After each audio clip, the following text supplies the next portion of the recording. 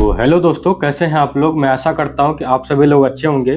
तो दोस्तों, जैसा कि मैंने अपनी वीडियो पार्ट 6 और पार्ट 7 में वीर की 4 अवस्थाओं पर डिस्कस कर चुके हैं, गुणावस्था, प्राणावस्था, ऊर्जावस्था और बीजावस्था। इन 4 अवस्थाओं पर डिस्कस कर चुके हैं।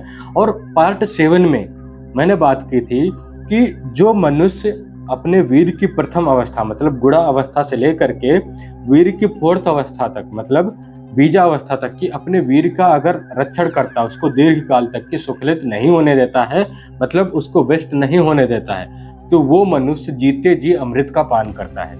अब यहीं पे क्वेश्चन उठा था कि ये भला कैसे संभव है।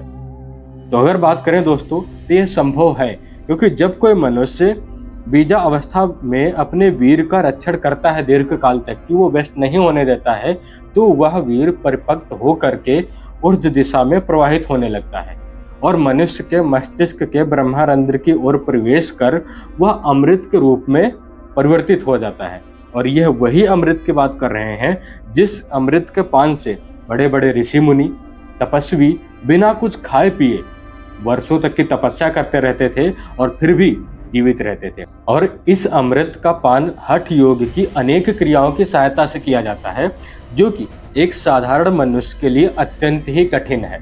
अब क्या होता है कि इन हठ योग की अनेक क्रियाओं में से एक क्रिया प्रचलित रूप से प्रसिद्ध है जिसका नाम है खेचरी मुद्रा।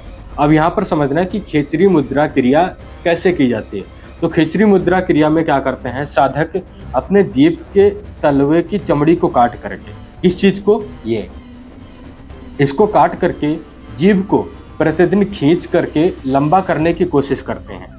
और उनके प्रतिदिन कठोर अभ्यास से ही वो जीभ को इतना लंबा कर लेते हैं कि वो जीभ से ये क्या बोलते हैं, नाक और मुंह को जोड़ने वाले द्वार से मस्तिष्क के नीचे ये सुषुम्ना नाड़ी के बिंदु द्वार को टच करने की कोशिश करते हैं। अब ये चीज देखो कितनी डिफिकल्ट है। ऐसा नहीं कि जीभ को बाहर खींच करके यहाँ लगा रहे, नहीं, जीभ को इतना लंबा कर रहे हैं कि अंदर अंदर ही जो नाक और मुंह के बिंदु द्वार से मस्तिष्क के नीचे सुषुम्ना नाड़ी के बिंदु द्वार को छूने की कोशिश करते हैं। मैं आपको स्टेप बाय स्टेप समझाता हूँ। ये देखो, फर्स्ट फोटो शो कर रहा हूँ। इसमें साधक ने क्या किया है कि अपने जीभ के चमड़ी को काट करके जीभ को क्या किया है, लंबा करने की कोशिश कर रहा है। फिर दूसरे स्टेप में देखो, दूसरे स्टेप में क्या किया, उसने जीभ को और लंबा करने का प्रयत्न किया है, प्रयास किया है। फिर थर्ड स्टेप में उसने जीभ को इतना लंबा कर लिया है कि वो मस्तिष्क के नीचे उपस्थित सुषुम्ना नाड़ी के बिंदु द्वार को छूने की कोशिश कर रहा है, लेकिन अभी टच नहीं कर पा रहा है। और ये रहा आपका 4th स्टेप और फाइनल स्टेप, जिसमें उसने अपनी जीभ को इतना लंबा कर लिया है, प्रयत्न प्रयास से इतना लंबा कर लिया है कि वो मस्तिष्क के नीचे उपस्थित सुषुम्ना नाड़ी के बिंदु द्वार को आसानी से टच कर ले रहा है। कितना डिफिकल्ट है। इसी अमृत बिंदु के पान से ही ना दशक को भूख लगती और ना ही प्यास लगती थी, और इसी के लंबे समय के सतत पान से ही दशकों की क्या है, उम्र बढ़ना रुक जाती थी, जिससे कि वो बिल्कुल यंग दिखाई देते थे। और इसी के सतत पान से ही साधक क्या है, वो सदियों तक की जीवित रह सकते थे। हालांकि इसके लिए अखंड ब्रह्मचार्य होना अत्यंत ही आवश्यक है, तब जाकर के वो इस अमृत बिंदु का पान कर पाते हैं। लेकिन आज के मॉडर्न विज्ञान में यह सभी बातें सुन करके बहुत सारे युवा यह सोच करके मुंह फेर लेते हैं कि यह सब सुनी सुनाई अवैज्ञानिक बातें हैं, इनके पास आंखों देखा कोई भी सबूत नहीं है। तो सबसे पहले तो मैं उन लोगों से यही बोलना चाहूँगा कि ये गलत थिंकिंग अपने दिमाग से निकाल दीजिए कि इसका आंखों देखा कोई भी सबूत नहीं है। प्रॉब्लम बस इतनी है कि आप फोन में देखते क्या हो, आप खुद गलत चीजें देख रहे हो। आप अच्छी चीजें देखो फोन में, तब जाकर के आपको पता चलेगा कि लोग सदियों तक की जीवित कैसे रखते थे, अखंड ब्रह्मचार्य की पावर क्या होती है। और दूसरी बात, हम मॉडर्न विज्ञान को ही हर एक चीज का प्रमाण नहीं मान सकते हैं, क्योंकि मॉडर्न विज्ञान जो है वो मनुष्य के समझ और क्षमता तक ही सीमित है। इसीलिए हम मॉडर्न विज्ञान को पूर्ण या फिर परिपूर्ण नहीं मान सकते हैं, क्योंकि मॉडर्न विज्ञान में भी बहुत सारी कमी रहती है। और जैसे जैसे नए अनुभव और नए खोज होते हैं, वैसे ही विज्ञान की बातें क्या है, बदलती रहती हैं। लेकिन अगर आपको फिर भी भरोसा नहीं हो रहा है, तो मैं आपको विद एग्जाम्पल के साथ समझाता हूँ। पता क्या है कि अमृत अवस्था के अमृत बिंद को अस्तित्व को जांच करने के लिए 2003, 2010 और 2017 में 35 वैज्ञानिकों की टीम 15 दिन तक की सीसीटीवी की सतत निगरानी में ये क्या बोलते हैं गुजरात के प्रहलाद जानी नामक साधक ने सिद्ध भी किया था। और अगर आपको भरोसा ना हो तो गूगल का भी कर लेना, प्रहलाद जानी नामक से, उसमें तुम्हें लैब टेस्ट भी दिखाई देंगे। प्रहलाद जानी नामक साधक ने यह सिद्ध भी किया था, उन्होंने 70 से 75 वर्ष तक की कुछ भी नहीं खाया था और कुछ भी पिया नहीं था, फिर भी जीवित थे। ये बात सुन करके बहुत सारे लोग उनको ढोंगी या फिर झूठा बोलने की कोशिश करेंगे। सेम उस टाइम के भी लोगों ने उनको ढोंगी और झूठा साबित करने के लिए वैज्ञानिकों ने उनके ऊपर लैब टेस्ट करना शुरू किया और उनको सतत निगरानी करना शुरू किया। और उनका क्या किया कि उनको 15 दिन तक की सीसीटीवी की सतत निगरानी में भी उनको रखा, फिर भी उन्होंने कुछ खाया नहीं था और कुछ भी पिया नहीं था। और फिर जब उनको लैब टेस्ट किए गए तो उनके सारे लैब टेस्ट नॉर्मल आ रहे थे। और 2017 की डीआरडीओ मतलब ब्रेन इमेजिंग स्टडी में वैज्ञानिकों ने यह भी बताया कि प्रहलाद जानी नामक की उम्र 87 वर्ष के होने के पश्चात भी उनकी पीनियल एंड पिट्यूटरी ग्लैंड्स जो है वो किसी 10 वर्ष के बच्चे के समान युवान है, जो कि एकदम अचंभव है।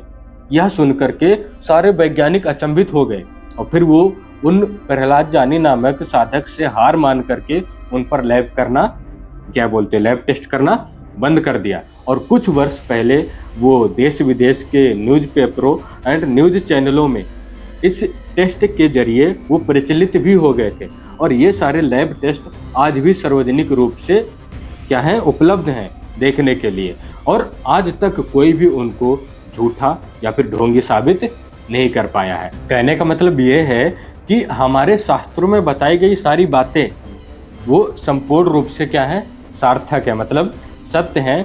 यदि उनको यथारूप किया जाए तो प्रत्येक बात क्या है, जो प्रत्येक विधि है जो शास्त्र में बताई गई है वो संपूर्ण रूप से काम करती है। लेकिन अब यहीं पर अगर हम बात करें अपने लोगों की कि भाई हम तो इतने बड़े योगी हैं नहीं, और ना ही हम इतने बड़े साधक हैं, और ना ही हम इतनी कठिन कठिन क्रियाएं कर सकते हैं, और ना ही हम 70 वर्ष तक के ब्रह्मचार्य को धारण कर सकते हैं। तो क्या हमारा जो वीर है वो अमृत अवस्था में परिवर्तित होगा? और अगर वो अमृत अवस्था में परिवर्तित हो भी जाएगा तो हम उसका क्या बोलते हैं उसका पान तो कर नहीं पाएंगे, और जब हम उसका पान नहीं कर पाएंगे तो व्यर्थ नहीं जाएगा क्या? और जब वो व्यर्थ ही जाएगा तो हम इतनी कठिन कठिन क्रियाएं और 70 वर्ष तक के ब्रह्मचार्य और इतना संयम और नियम से क्यों रहें? तो मैं आप लोगों से यही बोलना चाहूंगा कि ये गलत थिंकिंग आप लोग अपने दिमाग से निकाल दो। ऐसा कुछ भी नहीं है जैसा आप लोग सोच रहे हो। जैसा कि मैंने पहले ही बात की थी कि वीर की ये 5 अवस्थाएं पेड़ की 5 अवस्थाओं के समान है। कौन से? फूल, फल और बीज, पौधा और पेड़। उसके समान जैसे पेड़ में फूल आते हैं और फिर उन्हीं फूल से फल पकते हैं और फिर उन्हीं फलों के अंदर बीज परिपक्व होते हैं और फिर उसी बीज को हम धरती के अंदर दाब करके उसमें पानी और ये जल और सूर्य प्रकाश दे करके वो पौधे के रूप में जागरूक होता है और फिर पौधे के जतन से ही वो क्या बन करके तैयार होता है?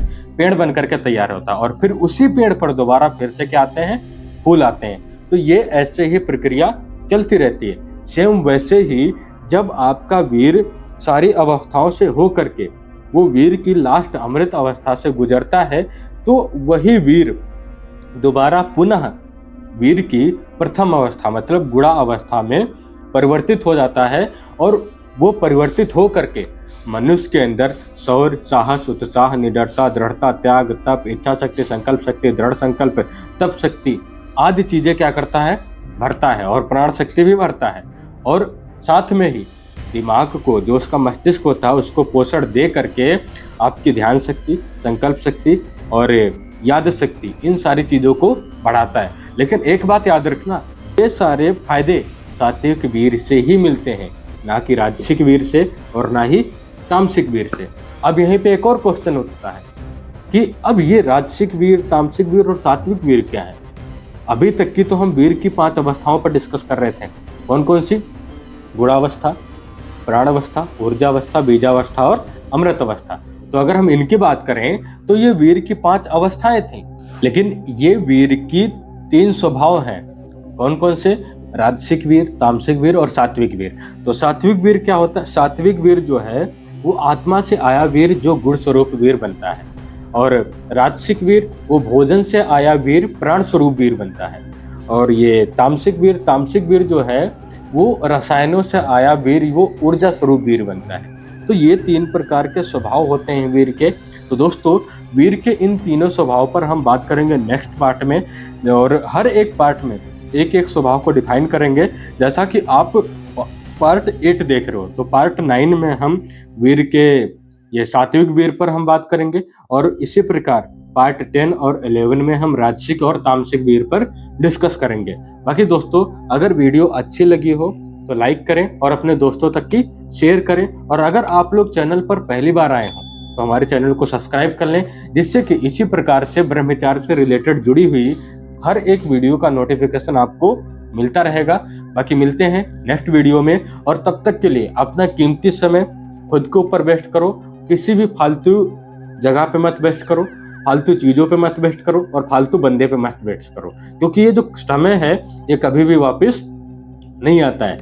बाकी मिलते हैं नेक्स्ट वीडियो में एक नई एनर्जी, नई ऊर्जा और नई सोच के साथ और नई चिंगारी के साथ। बाकी तब तक के लिए जय श्री राधे, जय श्री कृष्णा।